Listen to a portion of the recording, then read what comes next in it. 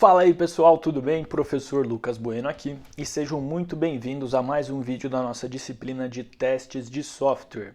Hoje nós vamos trabalhar o conteúdo de analisadores estáticos de código. Então, vindo aqui para as minhas anotações, que já faz aí mais de um ano que eu não atualizo elas, a gente começa aqui por uma revisão daquilo que a gente discutiu lá nas primeiras aulas. Então, relembrando, nós temos em testes de software testes de caixa branca e testes de caixa preta. Os testes de caixa branca são aqueles testes em que nós temos acesso ao código-fonte do sistema, do programa, para criar os testes. Já os testes de caixa preta não, a gente não tem acesso ao código-fonte, a gente tem acesso apenas ao programa executando. Da mesma maneira, a gente também tem na disciplina de testes os testes estáticos e os testes dinâmicos. Os dinâmicos são aqueles que acontecem durante a execução do programa e os estáticos acontecem através da análise do código-fonte. Eu coloquei aqui das ferramentas que nós já trabalhamos, mas eu dei uma alterada na ordem aqui para criar o curso neste semestre. Então a gente só trabalhou, na verdade, com o JUnit por enquanto. E a gente pode dizer que o JUnit ele é uma ferramenta de teste de caixa branca e dinâmico, ou seja, a gente tem acesso ao código-fonte e os testes são executados em tempo de execução. A gente roda o programa para analisar o resultado dele. Quanto o Selenium, que a gente vai trabalhar mais para frente, mais para o final aqui desta disciplina, ele é de caixa preta, mas também dinâmico. Então a gente não vai ter acesso ao código-fonte e os testes serão executados com o programa em execução. Neste vídeo de hoje, nós vamos trabalhar com testes estáticos, mais especificamente com a ferramenta chamada PMD. Então a gente vai realizar estes testes estáticos tendo acesso ao código-fonte. Então vai ser teste estático e de caixa branca. Apesar de que no vídeo de hoje a gente vai utilizar uma ferramenta, não é obrigatório que os testes estáticos sejam feitos com auxílio de uma ferramenta ou de uma ferramenta específica para isso. A gente pode fazer uma análise estática de um código-fonte. E principalmente quando esta análise estática em busca de erros é feita por um outro programador, que não aquele que escreveu o código-fonte, ou por um profissional que seja focado em testes, principalmente em uma determinada tecnologia, como no caso aqui que a gente trabalhou até agora, o Java, ele pode ser muito proveitoso se esse profissional conhece ali erros comuns, falhas comuns que são implementadas naquela determinada tecnologia. A gente tem bastante potencial para encontrar erros e diminuir a quantidade de falhas. Mas esse processo de fazer uma análise estática, uma pessoa analisando de forma estática, ele é um processo bastante dispendioso, então é bastante custoso, vai demandar tempo, e esse tempo significa custos financeiros num ambiente profissional.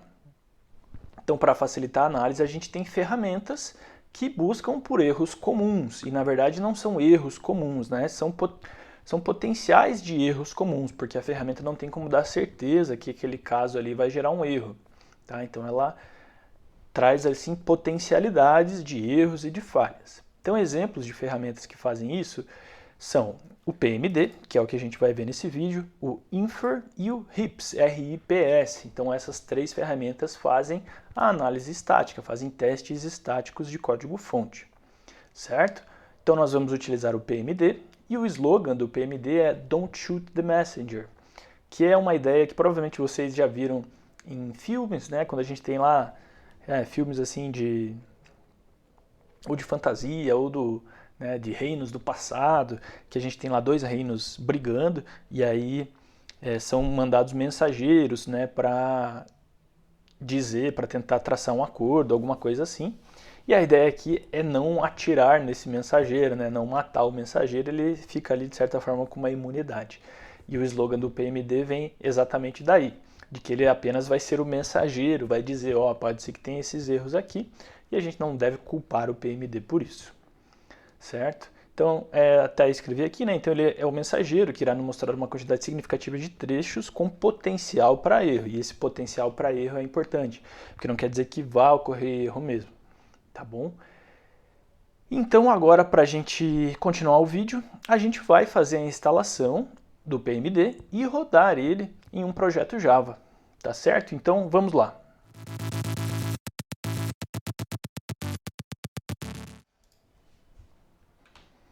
A primeira coisa que a gente vai fazer é abrir o Eclipse. A gente vai conseguir fazer a instalação direto do Eclipse utilizando o Marketplace, que é como se fosse uma loja de extensões aqui do Eclipse.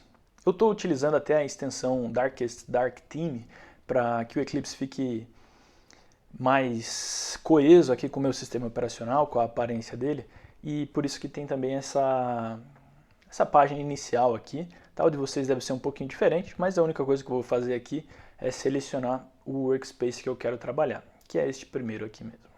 Agora ele vai carregar ali o meu workspace. Enquanto ele carrega, eu até vou pausar o vídeo aqui.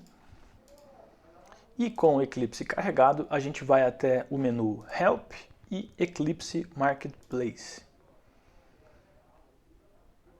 Ele faz o download aqui de alguns caches, eu acho, então ele sempre demora um pouquinho para carregar tudo o que precisa. Caso nunca tenha usado aqui o Eclipse Marketplace, então vocês conseguem instalar extensões. Ele mostra também quais extensões já estão instaladas, algumas vêm instaladas por padrão, dependendo de como você instalou o Eclipse, como por exemplo essa Code Together, caso vocês queiram remover.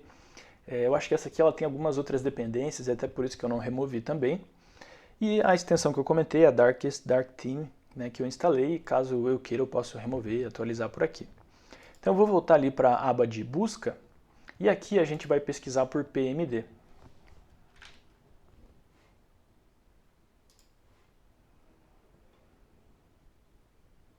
Prestem atenção que ele traz algumas opções para a gente, e as duas primeiras têm a ver aqui com o plugin, né, do PMD para o Eclipse. Então a primeira delas, eu acho que ela não é oficial, tá? Eu acho que ela é de algum usuário da comunidade, e a segunda é pela PMD mesmo. Então elas têm diferenças, a gente consegue utilizar as duas, fiz uns testes ali. Vou mostrar para vocês a segunda, que é a do PMD mesmo, tá? Então vou instalar aqui. Também, quem quiser dar uma olhada lá no site do PMD, eles também dizem um caminho para você instalar a extensão aqui no Eclipse, colocando o link diretamente para o servidor deles. Eu optei aqui por utilizar do Marketplace, não sei se eventualmente ela fica mais desatualizada, alguma coisa assim, mas porque a gente vai utilizar essa aqui do Marketplace está ótima. Então depois que eu selecionei ela, ele pede para eu aceitar aqui os termos de licença dessa extensão, e aí eu só clico ali em aceitar e depois em Finish, que o Eclipse já vai fazer a instalação aqui para a gente, e acredito aqui, ele vai depois de terminar a instalação pedir para a gente reiniciar o Eclipse, para ele carregar a extensão. Então clico ali em reiniciar, vou pausar o vídeo de novo, né? E já estamos de volta no Eclipse, agora com a extensão do PMD instalada. Vocês podem conferir se a extensão está instalada, vindo aqui em Window, Preferências, e aqui vocês vão encontrar o PMD. Então essa extensão ela coloca aqui no menu estas novas opções. Até vou deixar aqui maximizado. A gente tem também aqui submenus para configurar o PMD, e vamos dar uma olhada geral aqui nestas opções. A primeira delas é para a gente mostrar a perspectiva do PMD quando a gente pedir para verificar um código, vamos deixar marcado. Na verdade, assim, tem várias customizações que a gente pode fazer, elas acabam não alterando tanto o funcionamento do PMD. Uma delas aqui é para a gente pedir para o PMD sempre ser executado depois que a gente salve um arquivo, né? Eu gosto de deixar desabilitado, porque isso envolve um certo processamento, principalmente na medida em que a gente vai aumentando o tamanho dos nossos projetos, tá bom? Aí ele coloca aqui uma questão de prioridades. Quando a gente rodar lá o PMD, vocês vão ver que para cada possível erro, né, ele coloca estas cores aqui. Então, o de valor 1, vermelho, é o que tem uma prioridade mais alta, ele seria aqui bloqueante até. Depois tem o crítico, o urgente, o importante, ou só um aviso de prioridade mais baixa. A gente consegue alterar cores, ícones aqui, para facilitar a visualização. Aqui alguns parâmetros em relação à revisão das violações, tá? Se a gente quiser marcar um log, aonde a gente vai armazenar o log do PMD também, está aqui na minha pasta pessoal, no arquivo pmd-eclipse.log. E vindo aqui para o submenu, a gente tem na primeira opção uma opção aqui para a gente configurar uma ferramenta de detecção de copiar e colar. Tá? A gente não vai trabalhar com ela aqui, então eu vou simplesmente pular. Aí ele tem também uma opção para a gente filtrar arquivos, então caso a gente não queira que um determinado tipo de arquivo seja analisado, ou que tenha um determinado padrão ali, a gente consegue excluir ele por aqui. Em relação aos relatórios, a gente pode configurar eles. E o mais importante para o nosso entendimento na disciplina, a configuração das regras. O PMD ele já traz uma infinidade de regras aqui. A primeira opção aqui na configuração de regras é a gente marcar se a gente vai utilizar o gerenciamento global de regras ou se a gente vai utilizar por projeto. Eu vou marcar aqui com vocês o gerenciamento global. Isso significa que estas regras serão aplicadas para todos os projetos do nosso workspace. Se a gente não marcar ela, a gente precisa configurar para cada projeto. Agora sim a gente consegue navegar aqui entre as regras e a gente vê que a gente tem muita regra já criada. Então, cada uma delas serve aqui para uma linguagem, né? Então, Java, Apex, o que mais que aparece aqui? PL, SQL. Vamos ver. A maior parte é de Java, a gente consegue ver aqui. O Maven POM também, né? Quando a gente vai configurar as dependências lá, se tem alguma coisa errada, ele também pode verificar isso. E, de uma forma geral, a gente tem aqui regras para a linguagem Java. A gente consegue criar novas regras, e aí tem uma maneira específica de criar essas regras, né? Na verdade, tem algumas maneiras. Uma é utilizando o XPath, outra é utilizando uma classe Java mesmo. A gente consegue, então, criar as nossas próprias regras para a nossa própria empresa, para o nosso próprio uso. Tá? Alguma coisa que a gente já verificou, assim, que é legal a gente sempre estar analisando. Se a gente não cometeu aquele erro por acaso, a gente pode criar elas por aqui. A gente pode remover, a gente pode desabilitar as regras, e aí cada uma delas tem um nome, uma descrição, parâmetros e um exemplo aqui de o que ela busca, que tipo de erro ela busca. Tá? Então, elas também fazem parte aqui de um conjunto de regras. Então, essa aqui, por exemplo, avoid array loops. Então, evite loops em um array. Ela tem a ver com performance. Tá? Significa que esta regra, quando a gente detectar alguma coisa, ela não vai gerar um erro de execução ou de resultado. Ela vai impactar na performance. E aí a gente consegue dar uma olhada aqui na descrição, ó, que ao invés de manualmente, por exemplo, copiar os dados entre dois arrays, entre dois vetores, a gente pode utilizar aqui o método array da classe arrays chamado copyof, ou o método da classe system chamado arrayCopy. E eles vão fazer isso de uma maneira mais eficiente. Tá? E aí tem um exemplo aqui do que como se daria esta cópia, tá? E que tipo de código engatilharia ele a mostrar esse erro. Tá certo? Então aqui são as regras que a gente pode configurar. Eu marquei então para o uso global das regras, né? E vou simplesmente clicar aqui em Apply and Close para a gente... ele fala ali, ó, o conjunto de regras mudou, né? A configuração das regras mudou. Você quer fazer um rebuild? Eu vou dizer que sim. E ele vai recarregar aqui para a gente. E agora a gente já pode utilizar o PMD daquela maneira em qualquer um dos nossos projetos do nosso workspace. E para executar o PMD, a gente vai clicar. Então vou utilizar o projeto nosso aqui, First JUnit Example. A gente vai clicar com o botão direito nele, a gente vem até a opção PMD e aqui a gente consegue gerar relatórios. Se a gente já tiver com as janelas de violações, a gente pode fechar essas janelas, limpar elas, né? Buscar aqui por recortar e colar suspeitos, que é aquela opção que eu comentei lá nas configurações, né? A segunda opção. Então, limpar as violações aqui e o último, verificar o código. Então, cliquei no projeto e vou agora clicar em Check Code. O PMD vai analisar, vejam que essa operação demora um pouquinho, por mais que esse código aqui ele seja bastante simples, né? Tem uma classe e uma classe de teste só, e pequenininhas, tá? Então, à medida que aumenta o tamanho do projeto, fica um pouquinho mais dispendioso esse processo. E ele abre aqui para a gente um outline das violações, né?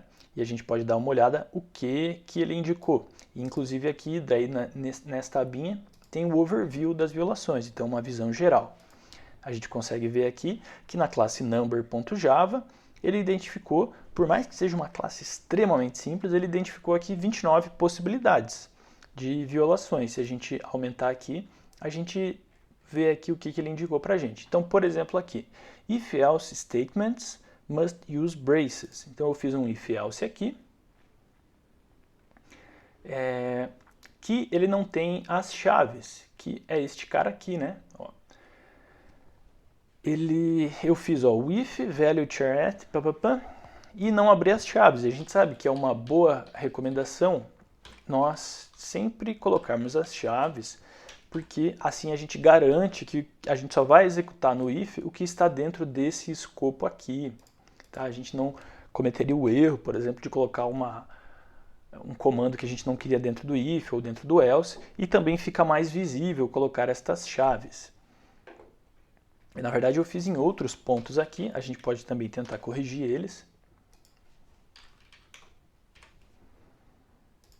Essa é uma boa prática, mas confesso que eu não gosto tanto dela, eu gosto quando são ifs simples assim, de manter eles sem as chaves mesmo. E agora eu vou reexecutar aqui o PMD para a gente ver se estes erros estão corrigidos ou se faltou mais algum ainda. Agora já foi mais rápido, né? Ele até colocou o teste em cima ali. Na verdade eu também não tinha limpado as violações. Mas agora a gente consegue ver aqui que o if-else já não aparece mais, tá? Então a gente corrigiu ali aquele erro.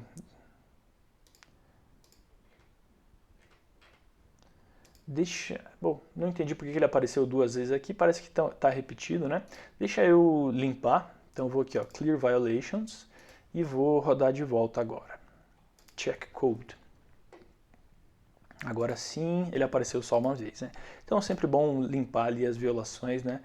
Para que não fique aparecendo várias vezes. Então, identifiquei esta possibilidade de erro, né? Que era uma coisa bem simples, então ele até apareceu ali verde, que seria a prioridade mais baixa, e já corrigi. E agora ele ainda aparece outros aqui para a gente. Então, por exemplo, evite aqui literais no if, na condição if. Nesse caso aqui, tem a ver com esse cara aqui, eu acho, né? Então, evitar fazer esse if direto aqui. Aí a gente consegue... Ele mostra aqui pra gente, né, em qual linha, por exemplo. Então, está na linha 24, exatamente. Então, linha 24, a gente colocou diretamente com o i.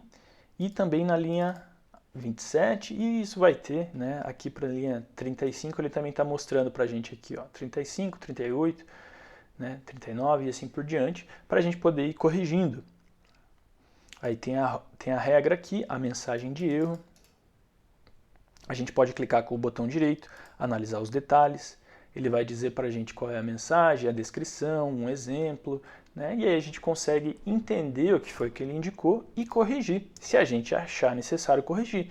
Obviamente não é necessário a gente seguir todas as regras, até por isso a gente pode desabilitar algumas regras que a gente não ache que serão viáveis fazer no nosso projeto, e assim a gente vai utilizando a ferramenta para nos auxiliar, né? Não para nós sermos, de certa forma, assim, ficarmos reféns da ferramenta. Não, a gente usa ela para nos ajudar a ter um código melhor, tá certo?